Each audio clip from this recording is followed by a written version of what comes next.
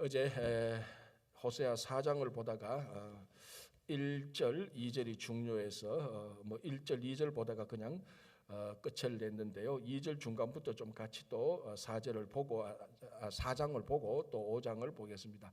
먼저 우리가 이스라엘 역사를 보면 여러분이 다 아시다시피 솔로몬 왕이 죽고 난 다음에 나라가 두 개로 분열됩니다. 북이스라엘과 남유다로 분열되고 잘 아시다시피 북이스라엘은 19명이 나타나고 남유다는 20명이 20명의 왕이 나타나는데 북이스라엘의 19명의 왕은 하나같이 전부 다 하나님께 인정받지 못했던, 그러니까 19명 전체가 다 하나님께 인정받지 못했던 그런 왕이었고, 특별히 이제 악했던 아합 왕 이런 왕들 가장 악했고, 이런 왕들이 첫 번째 여로보암 1세라고, 첫 번째 여로보암이란 이름이 나왔으니까 1세라고 말을 하겠습니다. 여로보암 1세의 길을 다 따라가서 엇길로 갔습니다. 이제 그 북이스라엘의 역사를 보면 여로보암 2세 때 이제 호세아 선지자가 활동했다고 믿어지는 그 여로보암 2세 때가 북이스라엘 전체를 통해서 가장 땅이 넓었고 가장 강했습니다. 아합이나 이때보다 훨씬 더 땅이 넓고 가장 국가가 강성한 국가가 되었습니다. 정치, 경제, 사회, 문화 모든 면에 있어서. 그러나 하나님께서 보실 때는 그 아합 왕조 못지않게 여로보암 2세 때도 악했습니다. 그리고 호세아 선지자가 지금 이제 호세아서를 통하여서 그 시대의 부패와 타락상에 대해서 하나님께서 자기에게 주어지는 말씀을 통하여서 그 시대가 이만큼 타락하고 악했다. 그래서 너희들은 빨리 하나님께 돌아와야 된다. 이제 이 말씀을 하는데, 어제 우리가 살펴본 대로 호세아 시대 때, 즉 여로보암 2세 때 그 나라의 모습이 어떠했는가, 이제 그걸 볼 때에, 그러니까 북이스라엘에서도 하나님께서 보실 때 가장 악한 시대 중에 하나였던 여로보암 2세 때의 그 상황이 오늘날의 상황하고 거의 일치한다는 것입니다. 그럼 우리가 역사를 볼 때, 성경의 역사를 볼 때, 이 시대가 참 타락했구나. 하나님께서 참 싫어하셨고, 하나님께서 이런 시대에, 이렇게 악한 시대에 하나님께서 심판을 말씀하셨구나. 그 시대가 바로 그걸 호세아가 여로보암 2세 때 그 나라의 때 하나님의 말씀을 선포했는데, 그 내용을 보니까 오늘날 우리가 살아가는 모습하고 전혀 다르지 않습니다. 거의 일치합니다. 자, 그렇다면 오늘날의 상황은 하나님께서 심판하실 그런 상황이 되었다는 것입니다. 오늘날의 상황. 자, 그게 이제 어제 4장 1절에서 그 땅에서 진실과 인애와 하나님을 아는 지식도 없었다. 오늘날 진실, 하나님에 대한 신실하심, 그리고 진리, 하나님에 대한 진리, 이게 없다. 사람들이 하나님에 대해서 신실할 마음 전혀 없죠. 오직 자기에게만 신실합니다. 오직 그러니까 이게 20세기 후반에서 오면서 1980년대, 1990년대 들어오면서 미국은 아이 시대로 완전히 바뀌었다고 말하는 나 시대, 나 중심의 시대. 그러니까 무엇을 해도 모든 것의 중심에는 자기가 있습니다. 기도를 해도 기도 중심에 자기가 있고, 말씀을 읽어도 말씀의 중심에 하나님이 있는 것이 아니고 자기가 있는 그런 시대가 되었습니다. 그래서 교회도 세상도 메시지도 듣는 사람도 전부 다 아이 중심으로, 나 중심으로 흘러갔다라고 말하는 사람들이 많습니다. 그만큼 하나님에 대한 신실함보다 자기 자신에 대한 신실함. 왜 예수를 믿습니까? 라고 말해도 예수님께서 나를 구원해 주셨기 때문에 그분을 믿을 수밖에 없는 분명한 사실이다. 이게 아니고 내가 예수를 믿으니까 기분이 좋았어. 내가 예수를 믿으니까 뭔가 모르게 안정감이 들었어. 그러니까 예수를 믿는 이유조차도 예수님에게 있는 것이 아니고 자기에게 있는 그런, 자기에게만 철저하게 신실한. 그래서 신앙생활 할 때도, 교회 공동체 생활 할 때도 자기가 약간만 불편하면은, 자기가 그리고 약간만 손해를 보면은, 약간만 감정적으로만 안 좋아도 이제 그 자기가 생각하는 신앙이 막 뒤틀리기 시작하는 겁니다. 왜 그런 일이 생기나? 자기 중심이니까. 그래서 자기가 약간만 좋으면은 또 다 좋은 거예요. 우리가 말로는 하나님의 영광, 하나님의 중심, 하나님 중심 이렇게 말은 하는데, 그게 실제로 얼마나 하나님 중심인지, 하나님의 영광을 위해서 사는 건지, 우리가 한번 이 호세아 선지자가 그 당시에 거기에 진실도 없다라고 말을 했을 때, 내 안에는 호세아 선지자가 말했던 진실이 있는가, 이것을 우리가 참 깊이 생각해 봐야 됩니다. 그리고 이제 어제 말했던 인내, 하나님을 아는 지식 세 가지가 없다. 대신 뭐가 있었냐 하면 4장 2절에 저주와 속임과 살인과 도둑질과 간음뿐이요 라고 말했습니다. 저주, 속임. 어제 두 가지 요까지 말했고요. 살인. 요즘 살인은요, 자칫하면 전 인류가 살인 속에 들어갑니다. 뭐 핵폭탄 하나만 터져도 살인 속에 들어가고, 우리가 아직까지 끝나지 않은 코로나 팬데믹을 통해서 전 인류가 얼마나 많은 사람이 죽었습니까? 살인, 그러니까 코로나 바이러스에 의하여서 수없이 많은 사람들이 죽었고, 또 그 이전에 지금 코로나 바이러스 때문에 중요한 이슈가 안 되고 있는 테러 문제, 전쟁 문제, 이런 것들이 코로나 팬데믹으로 인해서 감추어지 안 드러나서 그렇지, 여전히 전쟁 문제와 테러 문제는 수없이 많은 사람을 죽이고 있는 시대에 살고 있습니다. 자, 도둑질. 이 도둑질은요, 사람들이 가지고 있는 게 많으면 많을수록 도둑질은 많습니다. 자, 호세아 시대 때 누가 뭐 내 은행 어카운트 훔쳐간다는 그런 소리가 있었습니까? 없었습니다. 호세아 시대 때 내 신용카드를 누가 훔쳐갔다, 그런 소리 없죠. 그러나 요즘은 도둑들이 훔쳐갈 게 너무 많은 시대에 살고 있습니다. 그리고 우리가 뭐 물건만 훔칩니까? 남의 이름도 훔치고, 또 그 학자들은 그 남이 공부한 것을 그 자기가 아는 것처럼 해서 그 표절을 하기도 하고 인용도 하지 않고, 그러니까 이 도둑질이 우리가 이것도 도둑질이야라고 모르는 사이에 우리가 나쁜 의도도 없이 우리가 하는 일들 가운데도 도둑질이 있을 수가 있습니다. 그런 시대가 되었고, 간음. 자, 저주, 속임, 살인, 도둑질, 간음인데 이 가운데 요즘 없어지고 있는 것이 하나 있습니다. 그게 나는 간음이라고 생각합니다. 왜 간음이 없어지고 있는가? 사람이 간음을 해도 간음이라고 인정 안 하기 때문에 그렇습니다.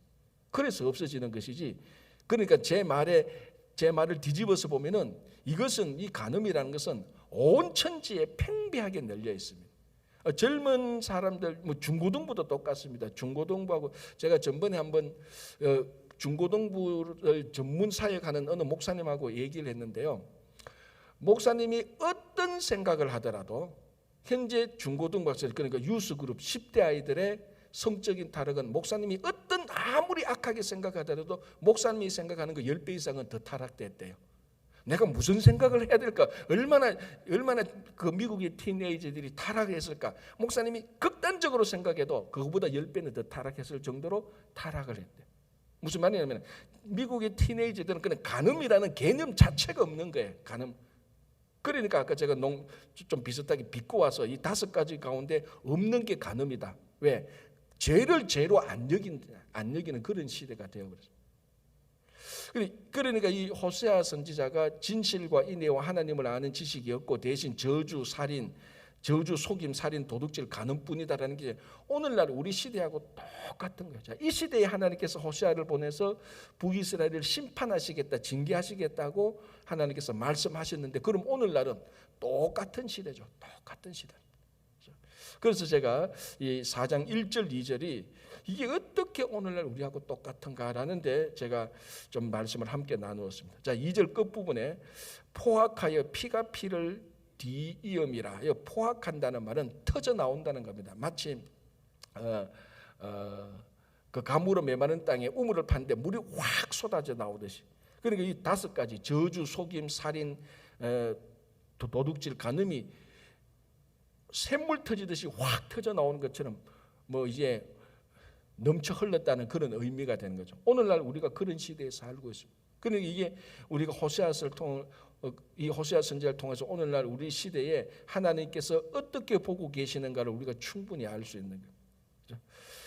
자, 이제 좀 약간 넘어가겠습니다. 4장 6절 내 백성이 지식이 없으므로 망한다. 이거 아까 앞에서 4장 1절에서 하나님을 아는 지식이 없다.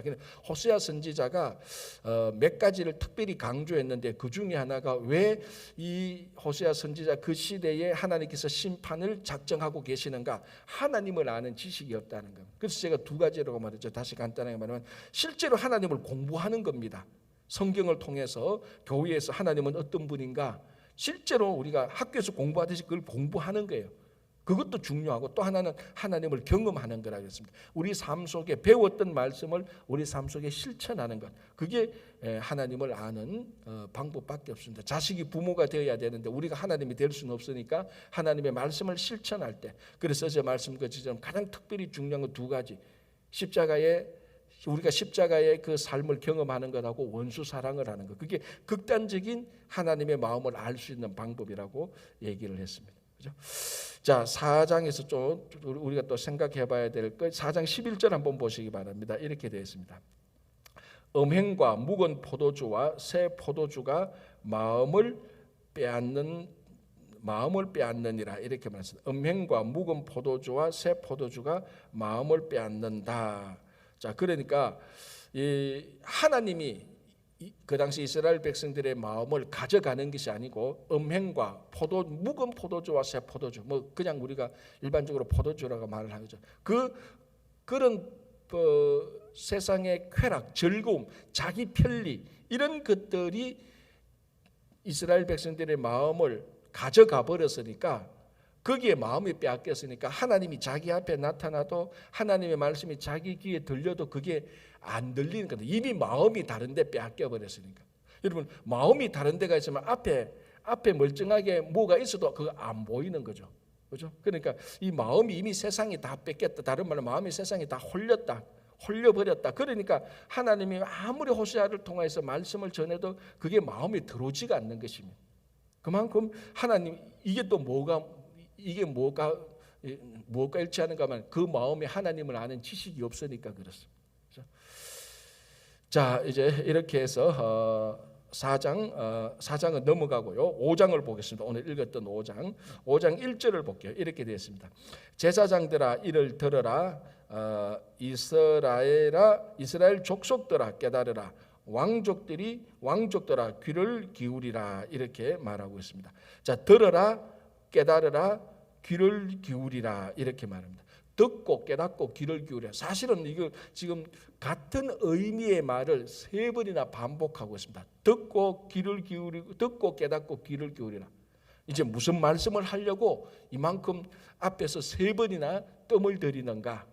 그러니까 첫 번째는 이제 이후에 지금 하나님께서 하시는 말씀이 그만큼 중요하다는 말.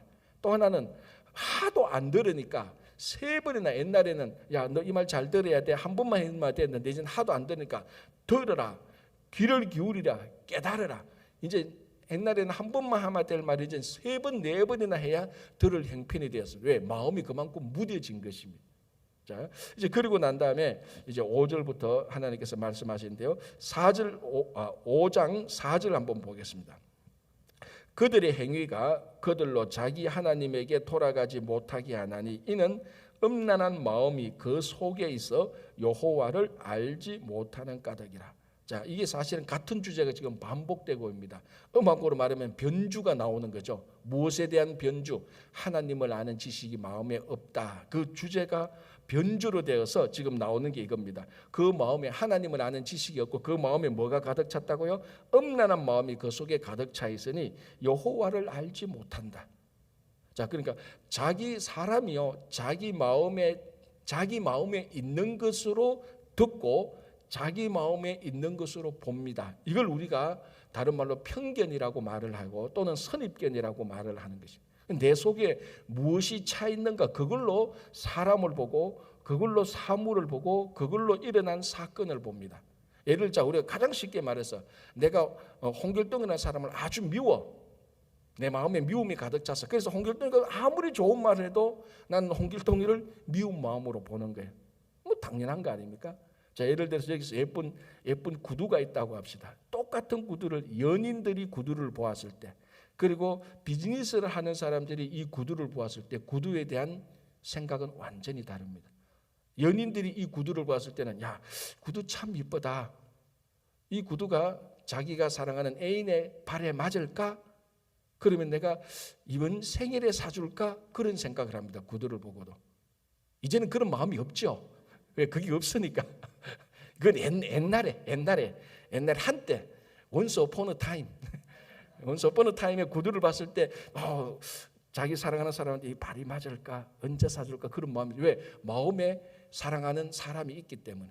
그런데 비즈니스 하는 사람이 구두를 봤을 때는 똑같은 구두를 봐도 뭐라고 말하겠습니까? 원가가 얼마 들었을까? 저거 가격이 지금 2,500불 하는데 저거 원가 한 500불밖에 안 들었을 건데 이걸 왜 여기서 팔어? 저기 다른 데 가서 팔면 되지. 왜? 똑같은 구두를 봐도 연인들은 이 구두를 자기 사랑하는 사람에게 어떻게 사줄까 생각하는데, 비즈니스 하는 사람 요거를 어디에서 얼마를 팔면 얼마나 남길까 하는 그런 이익을 계산합니다. 왜? 마음에 그게 가득 차 있기 때문에 그렇습니다. 자기 마음에 있는 것으로 사물과 사람을 보고 관계를 보고 사건을 보는 것입니다. 그게 오늘 5장 4절 그 말입니다. 자, 다시 볼게요. 그들의 행위가 그들로 하나님에게 돌아가지 못하게 하나니 이는 음란한 마음이 그 속에 있어 여호와를 알지 못하게 하는 거다. 그들의 행위가 하나님에게로 돌아가지 못하게 한다. 그러니까 그들의 악한 행위들이 자기들이 회개하고 하나님께 돌아가지 못하게 하는 것은 그들이 하는 행위가 악한 것인 줄 알지 못할 만큼 마음의 음란. 자, 여기서 이제 음행, 이것을 세상의 나쁜 일의 상징입니다. 호세아는 지금. 왜냐하면 이게 고멜 선지자와 사랑의 관계니까, 이 사랑을 깨는 가장 대표적인 행위가 음행이니까. 그래서 여기서 호세아서에서 말하는 음행은 세상 악을 행하는 것의 대표적인 행위를 말하는 것입니다. 음행만 말하는 게 아니죠. 그래, 그 마음속에 음행이 가득 차 있으니까, 다른 말로 세상에 악한 것들이 가득 차 있으니까 자기가 그 일을 행해도 이것이 하나님 앞에서 나쁜 것인 줄 알지를 못하는 겁니다. 왜?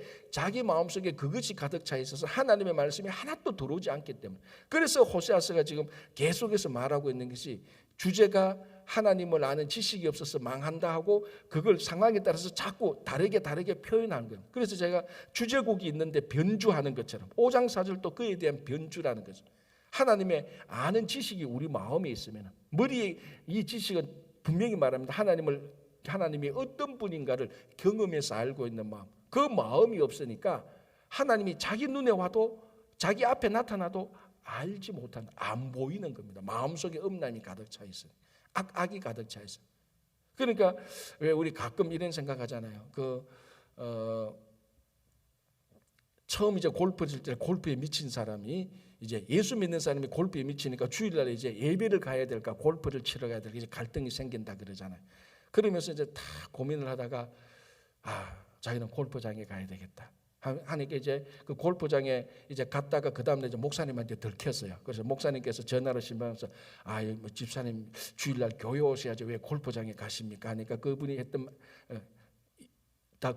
말이 있지 않습니까? 목사님, 골프장에서 교회를 생각하는 게 좋겠어요? 교회에서 골프를 생각하는 게 좋겠어요? 그렇잖아요. 아니, 골프장에 가서 골프는 치는데 찝찝해. 교회가 생각하고 내가 이러면 안 되는데, 근데 교회 가면은 지금 골프 치러 가야 되는데, 목사님 어느 게 좋겠어요? 목사님 가만 보니까 마음이 중요하긴 중요한데, 그럼 골프장에서 교회를 생각하는 게 중요하긴 중요한 것 같은데, 그러면 교회를 안 오잖아. 그럼 교회에 와서 또 골프를 생각하니까 그 헷갈렸다는 그런 말이 있습니다. 그 마음에 무엇이 있느냐, 그걸 말하는 것이. 그러니까 때로는 우리가 예배 드린다고 가만히 앉아 있어도 마음에는 비즈니스가 가가 있고 자기 좋아하는 취미 생활에 가가 있고 다 마음이 다 엉뚱한 데 가 있습니다. 그게 지금 오늘 5장 4절에 그 시대의 모든 이스라엘 백성들이 마음에 음란한 마음이 가득 차서 하나님이 앞에 있어도 하나님의 말씀을 들려줘도 못 듣는다. 그래서 회개를 할 수가 없습니다. 그래서 그걸 지금 얘기하는 것입니다. 자, 5장 한번 보겠습니다. 참 아주 전곡을 찌르는 말씀이 하나 나타났는데 그게 5장 7절입니다. 이렇게 되어 있습니다. 그들이 여호와께 정조를 지키지 아니하고 사생아를 낳았으니 그러므로 세 달이 그들과 그 기업을 함께 삼키리로다. 자, 그들이 이스라엘 백성들 말하죠. 자, 이제 호세아 선지자와 고멜 그 부인 그 아내 고멜과의 관계가 하나님과 이스라엘 관계를 보여주는 것이라고 그랬습니다. 그래서 이 고멜은 음행한 여인, 음탕한 여인. 그래서 호세아가 아무리 데리고 와도 자기 옆에 데리고 와도 또 세상으로 나가고 세상으로 나가는. 그러니까 하나님께서 이스라엘 백성들을 아무리 데리고 와도 또 이스라엘은 세상으로 가고 이제 구체적으로 말하면 가나안에 있는 바알의 신을 섬기고 다른 신들을 섬기고 또 세상의 쾌락을 쫓아가고, 그걸 지금 하나님께서 말씀하는 이 가운데 7절에 그들이 여호와께 정조를 지키지 않아요. 그러니까 신부된 이스라엘이 신랑된 하나님께 순결과 정조를 지키지 않고 또 세상으로 가버렸답니다.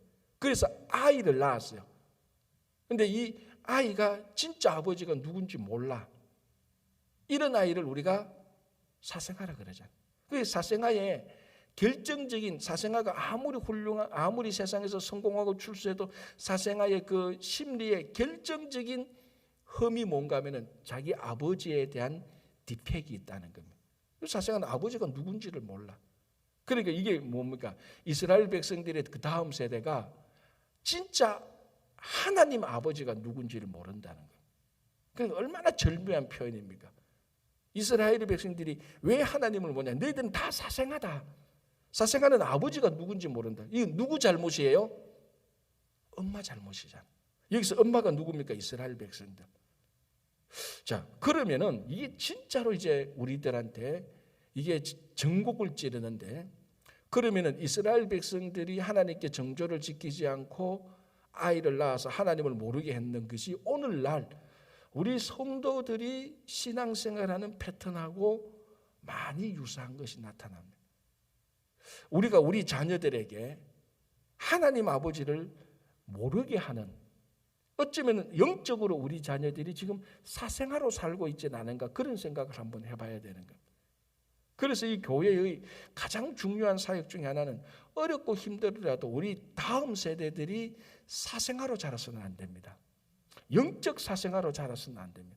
그래서 다음 세대의 사람들에게, 야, 너희들에게는 하나님 아버지가 있다는 것을 어떤 수를 써서라도 그들에게 알게 해야 되는 거예요.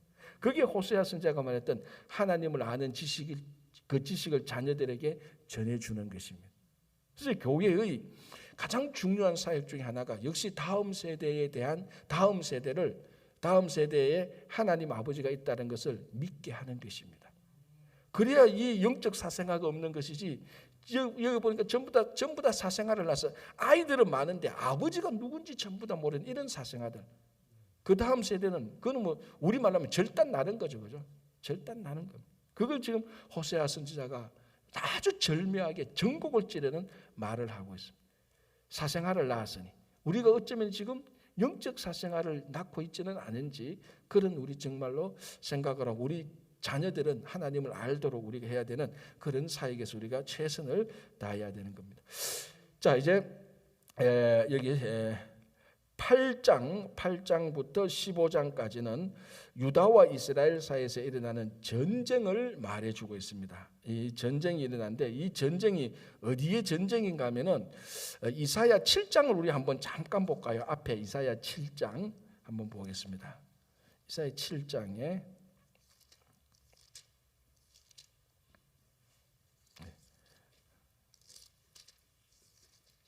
이 새벽에 성경책을 이게 한 장 한 장 찾는 게 이 손가락 놀림이 아주 절묘해야 됩니다. 이게 그게 제가 무슨 말하면 건강에 좋다는 겁니다. 새벽에 손을 놀린다는 게 아주 건강에 좋습니다. 자, 이사야 7장 볼게요. 이렇게 되어 있습니다. 7장 1절에 우시야의 손자요 요담의 아들인 유다의 아하스 왕 때에 아람의 르신 왕과 르말리아의 아들 이스라엘의 베가 왕이 올라와서 예루살렘을 쳤으나 능히 이기지 못하니라. 많은 학자들이 이 호세아를 연구하면서 이 8장에서 15절까지 나타난 전쟁은 아마 이 이사야 7장 1절에 나타난 이 전쟁을 의미하는 것이겠다라고 추정을 하고 있습니다. 이걸 여러 가지 이제 그 상황, 이제 우리보다 훨씬 더 학자적으로 이제 깊이 보면서 말하는 것이죠. 자, 이 7장 1절 이사야 7장을 보면은 북이스라엘과 아람 왕이 연합하여서 남유다와 전쟁을 하는 이 장면이 나타납니다. 자, 그런데 여기서 예루살렘을 쳤으나 북이스라엘이 이기지 못합니다. 북이스라엘과 그러니까 아람 왕의 연합군이 남유다를 이기지 못하는 겁니다. 이제 그걸 이제 7장 1절에서 말하는데, 요 부분이 오늘 8절에서 15절인데 다시 호세아 5장으로 돌아갑시다. 그리고 그걸 약간 염두에 두고 약간 보겠습니다. 자, 어쨌든 하나님께서 북이스라엘과 남유다가 전쟁하는 것을 하나님께서 좋아합니까? 안 좋아합니까? 왜 안 좋아하죠? 그렇죠. 너무 잘하신다. 형제간의 전쟁이니까. 하나님 기본적으로 전쟁 자체를 좋아하지 않으시지만 특별히 북이스라엘과 남유다가 전쟁하는 것은 하나님께서 싫어하셨어요. 왜? 형제간의 전쟁이니까. 그게 지금 8절에서 15절에도 전체적으로 나타나고 있는 것입니다. 자, 8절 너희가 기브아에서 뿔나팔을 불며 라마에서 나팔을 불며. 자, 이 나팔은 전쟁할 때 부르는 이제 전쟁할 때 사람을 모으는 다 신호로 사용하는 거죠. 그래서 나팔을 분다는 것은 많은 부분의 전쟁이 시작되었다는 그런 표현으로 보면 됩니다. 너희가 기브아에서 뿔나팔을 불며 라마에서 나팔을 불며 베다웬에서 외치기를 베냐민아 너희의 뒤를 쫓는다 할지어다. 아마 이게 보니까 북이스라엘이 먼저 전쟁을 시작한 것 같아요. 아까 이사야 7장 1절에도 아람과 이스라엘이 먼저 예루살렘을 공격했으니까, 그죠? 자, 이렇게 쭉쭉 보다가 10절 유다 지도자들은 경계표를 옮기는 자 같으니. 자, 그러니까 전쟁을 하니까 이 유다 사람들도 잘 됐다. 이 기회에 우리도 이스라엘 북이스라엘 쳐서 우리 땅을 넓히자. 이제 그렇게 생각을 한 거예요. 그러니까 이것도 좋은 생각은 아니죠. 우리가 형제간에 싸우면 좋지 않다. 북이스라엘과 그러니까 아람 왕이 이리 쳐들어오면은 우리가 이걸 우리가 대화를 해서 잘 풀고 전쟁을 안 하도록 하자. 이렇게 나가야 되는데 유다 지도자들도 잘 됐다. 너희들이 먼저 전쟁을 걸어왔잖아. 오냐? 우리도 전쟁을 할 테다. 우리도 전쟁할 때 우리도 이 기회에 땅을 더 넓히자. 그래서 뭐라고 하면 경계표를 옮기는 자 같다. 그러니까 굳이 말하자면은 두 형제가 싸우는데 북이스라엘이 좀 더 잘못했어요. 좀 더 잘못했다 할지라도 남유다는 완전히 잘못이 없느냐? 아니요. 남유다도 잘못이 있다는 거예요. 그러니까 이 싸움이라는 것이 싸움의 책임이 6대4, 7대3 이 정도로 다 있다는 거예요. 전혀 없다는 게 아니고. 그리고 제일 중요한 것은 여기서 남유다 때 어쨌거나 우리가 형제간에 싸우지 말자. 너가 지금 아람 왕하고 이렇게 그 결탁에서 왔는데 결국은 우리 형제끼리 싸우는 것 아니냐. 아람 왕과 결탁하는 것을 이제 그만두고 우리 형제가 화합하자. 이렇게 나가야 하나님의 마음을 이 땅에 실천하는 건데 그게 아니고 잘 됐다. 이게 우리가 땅을 한번 넓혀보자. 이제 이렇게 나오는 겁니다. 그죠? 그래서 유다 지도자들은 경계표를 옮기는 자 같으니 내가 나의 진노를 그들에게 물같이 부으리라. 우선적으로는 북이스라엘이 먼저 망합니다. 그리고 약 200년 뒤에 남유다가 망하는 것이죠. 그런데 북이스라엘의 정도가 더 심했던 것이죠. 오늘 얘기도 보면 그렇게 되고요. 자, 12절 보시기 바랍니다. 그러므로 내가 에브라임에게는 좀 같으며 유다 족속에게는 썩이는 것 같도다. 자, 에브라임은 북이스라엘이죠, 그죠? 북이스라엘의 가장 대표적인 그 지파였으니까. 그래서 북이스라엘과 남유다에게 다 좀 같고 썩이는 것 같다. 이제 하나님께서 그들에게 뭡니까? 징계하고 심판한다는 그런 의미가 있는 것이죠. 자, 13절 한번 보시기 바랍니다. 이렇게 되어 있습니다.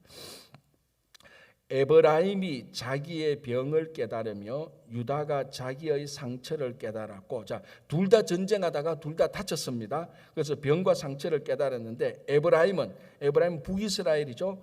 북이스라엘은 아수르로 가서 야렙 왕에게 사람을 보내었으나 그가 능히 너희를 고치지 못하겠고 너희 상처를 낫게 하지 못하리라. 자, 이게 뭘 의미하는 겁니까? 북이스라엘이 남유다와 전쟁하다 자기들이 밀리니까 어떻게 했다고요? 아수르에게 가서 도움을 청했다는 것이. 이 요 한 구절이 북이스라엘 전체의 모습을 보여주는 가장 대표적인 한 구절이라고 말을 해도 틀린 바 아닙니다. 북이스라엘은 한 번도 자기들이 위태하고 어려울 때 하나님께 나간 적이 없습니다. 항상 주변 국가들 아수르 아니면은 남유다처럼 애굽으로 가거나 항상 자기보다 강한 사람들에게 가서 도움을 요청합니다. 그래서 북이스라엘의 19명 왕이 한 명도 다 다윗의 길을 걸어가지 않고 첫 번째 여로보암의 길을 걸어가서 다 망하게 되는 거예요. 자, 그런데 북이스라엘이 어느 나라에게서 망하죠? 아수르에게 망합니다. 이게 얼마나 아이러니입니까? 자기가 어렵고 힘들 때마다 아수르에 가서 도움을 청해줍니다. 그런데 나중에 북이스라엘을 잡아먹는 게 바로 아수르라는 겁니다. 여기서 신앙의 패턴이 그대로 드러나는 거죠. 여러분, 비즈니스 하는 사람이 물질에 망합니까? 아니면은 물질에 망합니까? 아니면은 권력에 망합니까? 물질에 망하는 거죠. 그러니까 정치가는 권력에 망하는 거예요. 그러니까 자기가 추구하는 것, 자기가 세상에서 추구하는 것, 그게 자기를 살릴 것 같지만 결국 그게 자기를 죽이는 것입니다. 그래서 제가 늘 얘기하잖아요. 원숭이가 나무에서 떨어질 때도 있다 그러는데, 그럼 원숭이가 나무에서 떨어지지 코끼리가 나무에서 떨어집니까? 저는 그 속담 볼 때마다 참 묘한 게, 원숭이가 나무에서 떨어지면 코끼리가 나무에서 떨어지지? 왜? 원숭이는 나무를 잘 탑니다. 나무를 잘 타는 사람이 나무에서 떨어지지, 코끼리는 아예 나무를 쳐다보지도 않아요. 그래, 코끼리는 나무에서 떨어질 일이 없는 거예요. 그렇잖아요. 그거 똑같은 거예요. 아수르를 의지하는 사람이 아수르에게 망할 가능성이 있는 것이지, 아수르에게 아예 관심이 없는 사람은 아수르에게 망할 이유가 없습니다. 우리가 신앙생활할 때 세상의 어떤 것들을 추구하게 될 때 그 추구하는 것 때문에 망하게 되어 있습니다. 아니, 목사님, 여기는 내가 도터전 사람, 여기 내가 최고의 1인자예요 할 때 그 1인, 이 부분에서는 1인자예요 할 때 거기에서 망하게 되는 것이. 물론 세상의 기술이나 이런 것을 제가 지금 무시하고 경멸하는 게 아닙니다. 하나님을 의지하지 않고 그런 일을 할 때 그런 일이 일어난다는 것입니다. 그래서 정치가는 권력에 망하고, 그 비즈니스 하는 사람은 물질에 망하고. 자, 그러면 진짜 우리가 중요해야 되는 게 뭡니까? 성도는 영적 교만에 망할 수가 있다는 겁니다. 우리는 어디에서 망합니까? 아주 진짜로 극단적인 이랬는데 영적 교만과 영적 쾌락에 우리가 망할 수가 있는 것입니다. 자, 굳이 말하자면 바리새인과 사두개인과 같은 사람들 종류선, 그 사람들은 늘 자기들이 율법을 지키고 한다는데 결국은 자기들이 잘못 지킨 율법 때문에 하나님에 의해서 책망을 받게 되는 겁니다. 그래서 참 이제 새벽기도 나오신 분들이니까 우리는 여러분들은 그래도 신앙에 대해서 더 관심이 많고 더 하나님을 더 간절히 찾는 자들이 분명히 많습니다. 그러니까 이 새벽에 나와서 말씀을 듣죠. 그러나 이 새벽에 나와서 말씀을 듣는 우리에게는 함정이 없느냐? 왜 함정이 없겠습니까? 우리에게는 더 교묘한 함정이 앞에 놓여 있다는 것을 명심해야 됩니다. 우리는 물질도 추구하지 않고 권력도 추구하지 않고 세상의 쾌락도 추구하지 않습니다. 그래서 우리는 함정이 없습니다 라고 말할 때 영적인 함정이 우리가 빠져 있다는 것, 영적인 함정이 우리 앞에 도사리고 있다는 것을 깨달아야 돼요. 그래서 여러분, 제가 말했죠, 북이스라엘 사람들이 하나님을 한 번도 버린 적이 없습니다. 하나님을 항상 섬기고 있었어요. 하나님만 안 섬겨서 문제지. 그래서 바알 신을 섬기고 다른 신을 섬길 때 자기들은 그 안에서 종교적인 쾌락을 누린 것입니다. 마찬가지. 그러니까 우리가 이 신앙생활이 깊어지면 깊어질수록, 연륜이 쌓이면 쌓을수록 우리는 항상 조심해야 되는 것이 자기를 위한 영적 쾌락을 조심해야 되는 것입니다. 참 이런 얘기는 죄송하지만 새신자에게는 하지 않죠. 새신자에게는 하지. 그러나 신앙생활 오래 하고 말씀과 기도를 오래 하는 이 새벽에 나오신 우리끼리 하는 얘기 가운데 하나가 진짜로 우리는 나 자신의 영적 쾌락을 위해서 기도를 하는지 말씀을 보는지 예배를 드리는지 다시 한번 생각해 봐야 돼요. 그래서 제가 앞에 말하는 것처럼 여전히 우리가 하나님에게 신실한지 나에게 신실한지, 내가 말씀과 기도와 예배와 이런 것들을 통해서 나에게 신실한 내 영적 쾌락을 만족시키기 나에게 신실한 것인지 진짜로 하나님에게 신실한 건지 다시 생각해 봐야 되는 것입니다. 그래서 우리들이 끝까지 추구하는 것, 그 안에는 항상 함정이 있습니다. 다른 데는 함정이 있어도 그쪽으로 우리는 안 가니까 그 함정에는 빠질 일이 없습니다. 코끼리는 나무에서 떨어질 일이 없다니까. 왜? 그 길을 안 가니까. 그래서 우리 성도들은 신앙의 길을 가는 겁니다. 이 신앙의 길에 놓여 있는 영적인 함정들, 영적 쾌락의 함정들, 영적 교만의 함정들을 우리는 그것을 볼 수 있어야 되는 것입니다. 그래야 정말로 우리가 성숙한, 진짜로 그런 영적 교만에 빠지지 않는 진짜 하나님에게 신실한 성도들이 되는 겁니다. 이런 사람들이 하나님을 아는 지식이 있다라고 말하는 거예요. 그냥 단순히 많이 외운 게 아니고. 그래서 오늘 여러분들이 이 새벽에 나와서 다시 한번 나 자신이 혹시나 나를 위한 어떤 영적인 쾌락이기 때문에 다시 그것을 하나님의 신실함으로 바꾸는 여러분들 되시기를 간절히 바랍니다. 기도하겠습니다. 하나님 감사합니다. 오늘도 하루를 시작하면서 호세아 선지자의 말씀을 들으면서 이 시대가 하나님께서 북이스라엘을 심판했던 그 시대와 전혀 다르지 않다는 것을 우리가 기억합니다.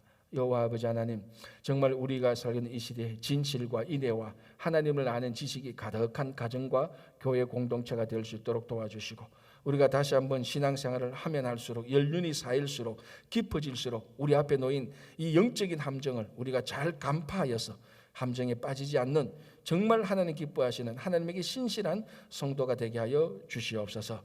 주님, 특별히 우리 가운데 또 몸이 연약하신 환우들이 있습니다. 우리 김영만 장로님을 비롯하여 환우들이 있사오니 주님께서 오늘 또 한 사람 한 사람 치유해 주시고 낫게 해주시고 고쳐 주시옵소서. 특별히 자녀들을 위해서 기도하며 가정을 위해서 기도하며 또 코로나 팬데믹으로 인해서 어렵고 힘들어진 우리 일터를 위해서 기도하는 심령들도 있습니다. 들어서 응답해 주시고 우리가 늘 하나님께 신실한 성도로서 살아가기에 부족함 없이 도와주시옵소서. 특별히 우리 이번 여름을 맞이해서 썸머스쿨을 하고 있습니다. 이제 첫 번째 한 주가 지나갔습니다. 앞으로 5주 남아사오니 주님께서 잘 인도해 주셔서 수고하시는 모든 손길들 피곤치 않도록 도와주시고, 우리 어린 자녀들이 교회를 통하여서 많은 지식을 쌓은 그 지식을 또 하나님께 신실하게 될 수 있도록 도와주시옵소서. 또 8월에 있을 우리 주일학교 여름 수련회를 위해서 기도하오니 아버지 하나님, 이 여름 수련회를 통하여서도 우리 자녀들이 영적 사생아가 되지 않고 하나님께 귀한 자녀들 될 수 있도록 도와주시옵소서. 이를 위해서 기도하고 이를 위해서 수고하시는 모든 성도들에게 주님께서 함께할 것을 믿으며 감사하오며 예수님의 이름으로 기도하옵나이다. 아멘.